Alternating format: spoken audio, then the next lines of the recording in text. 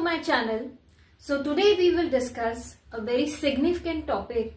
जो लोग अपने 30s और 40s में हैं और अपने लाइफस्टाइल का बिल्कुल ध्यान नहीं देते हैं, तो उनमें किस तरह के हेल्थ इश्यूज कॉमन है, ये आप लोगों से मैं शेयर करना चाहती हूँ। देखिए, ऐसे है, अगर हम हेल्दी रहना चाहते हैं, हैप्पी रहना चाहते हैं, तो हमें अर्ली 30s और 40s से ही अपना ध्यान रखना पड़ेगा हेल्थ का। Otherwise we will end up with dementia, parkinsonism या कई तरह के न्यूरोलॉजिकल डिसऑर्डर्स हो सकते हैं और दिक्कत हो सकती है, क्योंकि एक सर्टेन एज के बाद ऐसा नहीं है कि हम 60 पे पहुंच के या 70 पे पहुंच के ही हेल्थ का ध्यान रखें।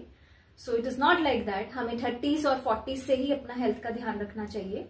और ज्यादातर उन लोगों में देखा गया है जो लाइफस्टाइल को ठीक तरह से नहीं रखते हैं, उनमें डीजनरेटिव न्यूरोलॉजिकल प्रॉब्लम्स जो हैं वो बहुत ज्यादा हो जाती हैं at the age of 60 and 70 due to cell death. और डिमेंशिया बहुत कॉमन है, पार्किंसोनिज्म बहुत ज्यादा कॉमन है। तो आपको कुछ मैं टिप्स देना चाहती हूँ कि 30s और 40s में किस तरह की चीजों का ध्यान रखना चाहिए। नंबर 1, आपका लाइफस्टाइल में सबसे पहले आपका फूड इनटेक अच्छा होना चाहिए और मेन जो ब्लड टेस्ट है वो टाइमली करवाते रहें। आपको कोलेस्ट्रॉल की प्रॉब्लम, ओबेसिटी की प्रॉब्लम, हाइपरटेंशन है, डायबिटीज है, कोलेस्ट्रॉल प्रॉब्लम्स हैं या फैटी लिवर है या किसी तरह के भी अगर अलार्मिंग पॉइंट्स आते हैं या सिम्टम्स आते हैं, प्लीज अपने न्यूट्रिशनिस्ट को विजिट करें, जनरल फिजिशियन को विजिट करें। और उसके साथ साथ अगर मेंटल हेल्थ पे भी आपको लगता है कि आपको कुछ प्रॉब्लम आ रही है या आपको किसी सपोर्ट की जरूरत है, तो वहां पे भी प्लीज आप टाइमली इसको चेक करवाएं।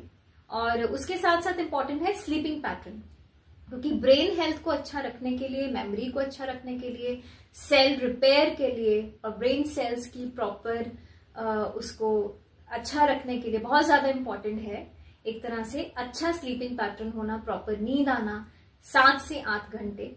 उसके साथ साथ फूड में फाइबर का इंटेक, प्रोटीन का इंटेक और कैल्शियम का इंटेक, उसके साथ साथ वाटर इंटेक, इन सारी चीजों का ध्यान रखना है। मसल स्ट्रेंथ को जरूर अच्छा रखना है। अगर बहुत ज्यादा अग्रेसिव वर्कआउट नहीं कर सकते तो प्लीज जनरल योगा कर सकते हैं, सिंपल वॉक कर सकते हैं। फिजिकली अपने आप को एक्टिव रखना है, मेंटेन रखना है, ताकि आपका बॉडी का जो मेटाबॉलिज्म है वो भी ठीक रहे। और बहुत ज्यादा ऐसे ना हो कि आप बहुत ओबेसिटी लेवल पे पहुंच जाए और इंसुलिन रेजिस्टेंस की वजह से डायबिटीज हो जाए आपको। तो यंग एज में ही आपको ध्यान रखना है, ताकि लेटर ऑन लाइफ में 60s में और 70s में किसी तरह की भी आपको न्यूरोलॉजिकल प्रॉब्लम्स ना हो। Thank you.